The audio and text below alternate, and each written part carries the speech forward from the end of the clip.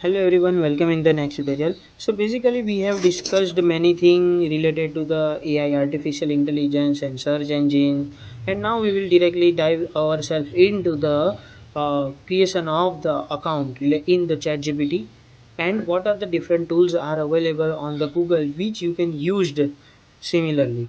So first of all, in your in the screen you may see that one page I have opened which is widely called as the google.com. So this is basically a search engine. So I think you are now clear about what are the different difference between the search engine and the artificial intelligence. Now after going to the google.com, you just search here related to the chat GPT and press enter.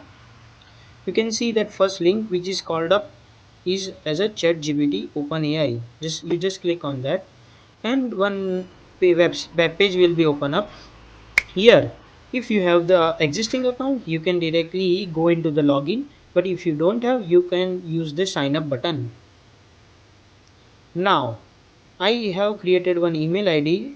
uh, I think you are aware about, if you have taken my earlier course related to Excel, I have created one email ID. So I am using the same one which is Excel's expert online at the rate gmail.com.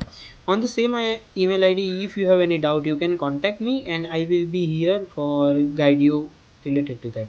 Okay, so now after that you can press the continue button. It will ask for the password. So let me add up anything related to and here you can see that at least 12 character is required. So I am entering. Okay, and you can see now it is green tick. Continue. You can see that it is asking for the save password, but I don't want to save, and I will cross this thing, and after that it will ask for the verify your email. So basically once you open the Gmail, there in the inbox you may have one link. You just have to verify, click on the link and verify this account. So after that you can be ready with the chat GPT. So once you verify your account by clicking on the link which you have received in your Gmail or your email box, and then after you have to again go back to the login page and enter the same email ID to proceed further. So after you logging in, and one page will be shown like this. So maybe it will ask related at the time of logging it may ask to enter the password. After entering the email ID and the password, the first page will be shown like this, as shown on the screen. So you may ask that there is only a one single tool is available which is related to the ChatGPT and OpenAI, but no, there is one similar platform which is available, is called as the Bard or Gemini, which is powered by a Google. So ChatGPT is powered by OpenAI. OpenAI is a one company, and you know that Google, which is another platform. You just go on the Google and in the search bar you can type a Bard, okay, and press the enter. You can see one link which is at the top of your screen which is called as a Gemini. So basically earlier it is called as a Bard, but then after they have replaced his name as a Gemini. So once you click on that, here also by the same way as you have done to sign up page in the chat GPT, you have to process the same you have to follow the same process in the Gemini. Once you done with the creation of a new account, your account is getting ready. So currently as shown on the screen, my Gemini or Bard account is ready.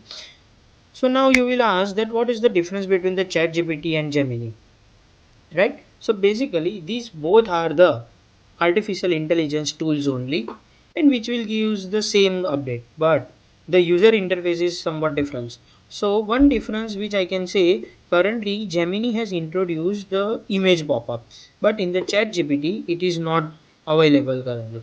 So if you want to search for any image you can directly search here, like here I am putting lion swimming image. Okay, and once you press the enter, it will give one photo of swimming the lion. You can see, but in the ChatGPT, this is the limitation. But basically, if I compare both the things, and the user experience will be far more better and good one for the ChatGPT. When you need the data or any codes or anything that we will cover in the subsequent lectures. So basically, we will use ChatGPT only, but both are the logics and the working principle is same. You can use either way. So just this one point I want to mention for your knowledge purpose, that apart from ChatGPT, Gemini is also available.